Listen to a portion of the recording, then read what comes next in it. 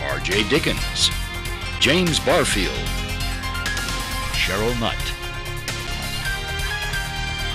Now, KCTU5 presents Wichita's longest-running talk program, the River City Forum. Good evening and welcome to the River City Forum. As always, we start with promoting the Prospector weekly newspaper.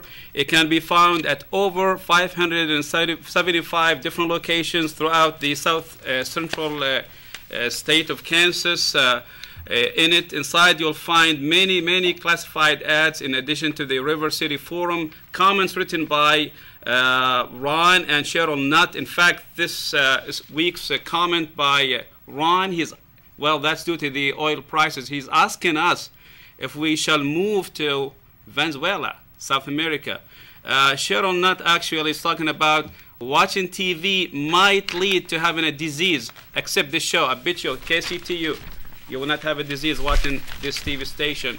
As always, R.J. Dickens, he's talking about politics and the city of Wichita, Sedgwick County, and the city, talking about the facilities, the arena, Century 2, as well as Exploration Place, Ice Sports Wichita, and so forth, the Mid-American Old Indian Center. All this information and more, it can be found in the Prospector weekly newspaper. I would like to share with you, by the way, some information today that it hardly mentioned anymore. We hear on daily basis casualties. Americans and Iraqis are killed, 1, 2, 3, 4, 5, but you hardly hear how many hundreds or thousands of Iraqis and Americans have been killed. So I'm going to share with you these scary numbers, actually. I want to start with Iraqi, and these are civilian Iraqis. Now, so far, since the invasion of Iraq, 132,460 Iraqis have been seriously injured. Now, how many Iraqis have been killed since the invasion? 53,589. Almost 54,000 Iraqi civilians have been killed since the invasion of Iraq. Now, what about Americans? Now, listen to this. 460,000, I'm sorry, the number is 6,714 Americans have been seriously injured in Iraq. Again, the number 6,714 troops, U.S. troops, have been injured since the invasion of Iraq. Now, we're not talking about lacerations and cuts. We're talking about serious amputations. Now, how many Americans have been killed? I got this information about 1 hour ago. This is the number.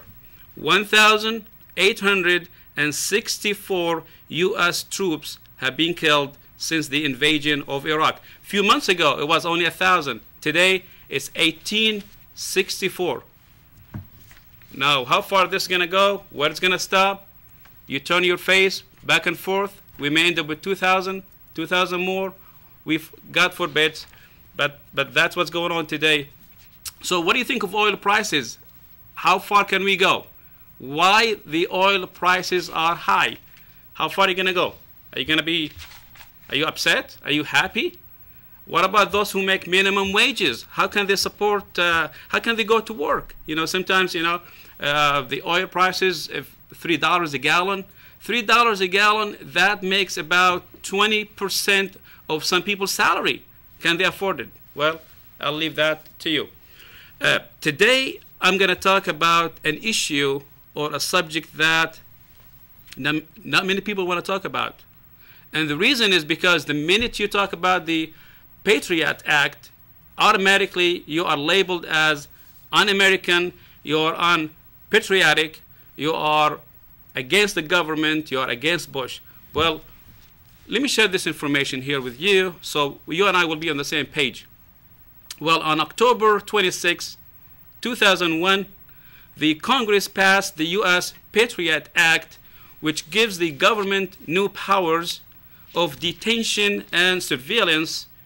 It gives the Secretary of State the authority to designate any group foreign or domestic, as a terrorist organization, and that the authority is not subject to review.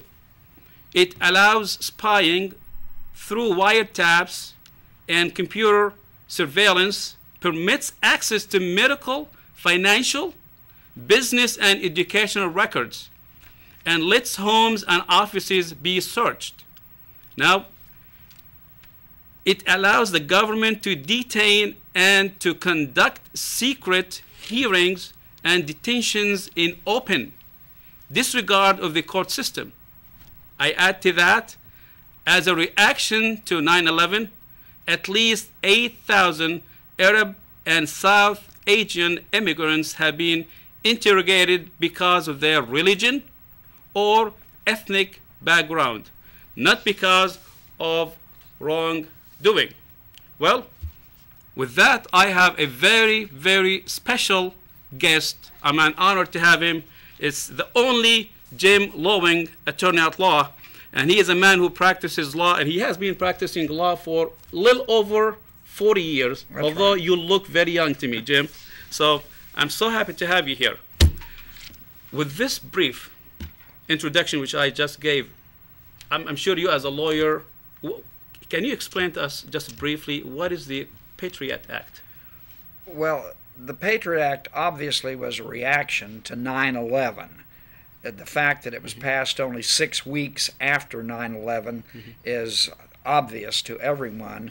But what a lot of people miss is there was a bill that Congress had spent a little time on, not much, and as anybody who watches government carefully will recognize the fact that bills usually take months, sometimes years, before all the kinks get worked out and the people from both parties and the leadership can agree on the wording. In this particular case, there was a bill that was ready to be voted on, and the whole bill was jerked from the calendar the night before the vote, and a brand new bill was substituted, and that's what people voted on the next day. Members of Congress didn't even know